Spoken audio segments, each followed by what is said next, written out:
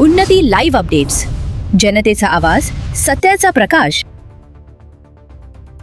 उमेश दळवे यांना परवा दिवशी एक निर्गुण हत्या करण्यात आली.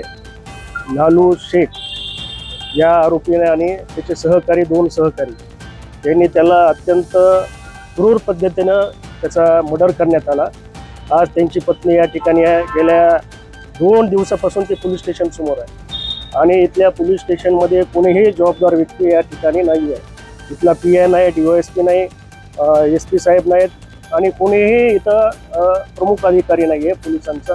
मी आत्ताच इन्चार्ज आहे, मी त्यांना फोनवर बोललो आणि तात्काळ आरोपी अटक झाली पाहिजे.